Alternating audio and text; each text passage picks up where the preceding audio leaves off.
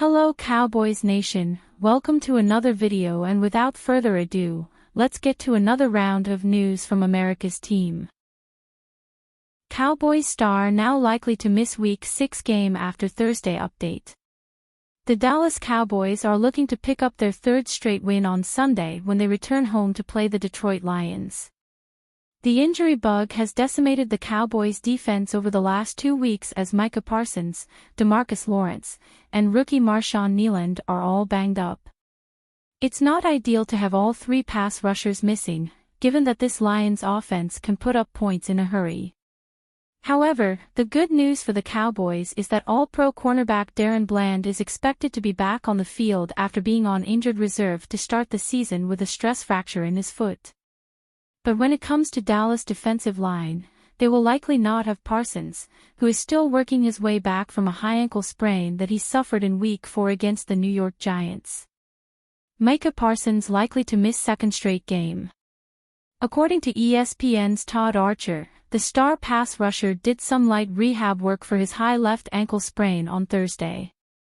Archer adds that it's looking like he will miss his second straight game. The Cowboys survived without Parsons in last week's win over the Pittsburgh Steelers, thanks to the production from second-year defensive end Tyrus Wheat. Wheat stepped in for Kneyland, who was carted off the field in the first quarter. Nonetheless, Dallas having the Week 7 bye opens the door for Parsons to potentially return in a huge NFC showdown against the San Francisco 49ers. However, the Cowboys must get past the Lions first at Jerry World. Ezekiel Elliott addresses reduced Cowboys role. Ezekiel Elliott returned to the Cowboys this off-season, and he was positioned to occupy a role in the team's backfield committee in 2024. So far, though, he has yet handled a notable workload. Elliott has logged a 31% snap share through 5 games this year. The former rushing champion has received double-digit carries once, Week 1, and his opportunities in the red zone have not been as frequent as expected. Viewed as a short yardage specialist at this stage of his career, Elliott has seen Rico Dowdle handle the bulk of running back touches in a variety of situations over the past 2 weeks in particular. When addressing the situation publicly, Elliott said he has spoken with the team about his usage.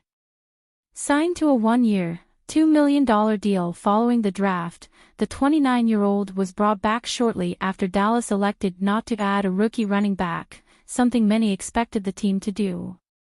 With Tony Pollard no longer in place, Dowdle has taken on lead back duties, with Elliott seeing between 3 and 6 carries over the past 4 contests.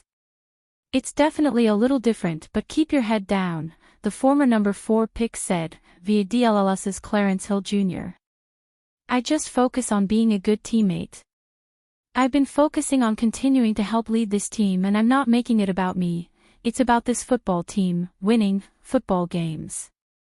Elliott's efficiency waned over the final years of his first Dallas stint, and his yards per carry, 3.5, last year with the Patriots were the lowest of his career.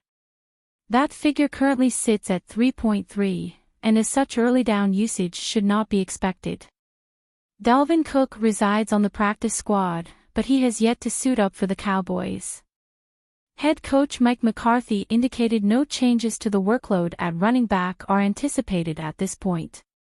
During an appearance on 105.3 The Fan, owner Jerry Jones indicated, via John Machota of The Athletic, the Cowboys are saving Elliott at this point in the season.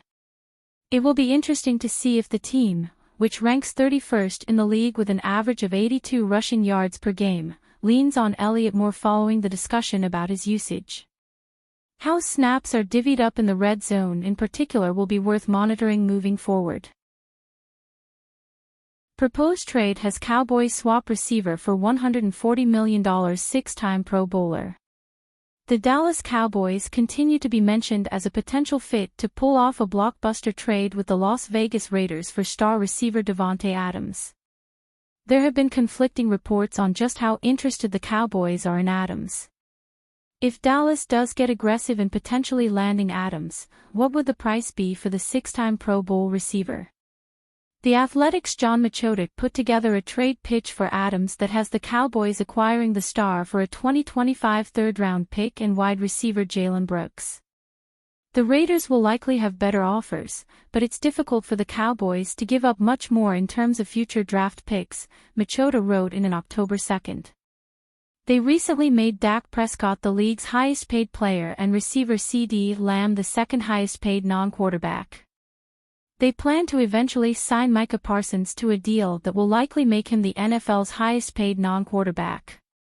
The Cowboys have bigger areas of concern, like along the defensive line and at running back, but there is something about receivers that has always intrigued owner and GM Jerry Jones.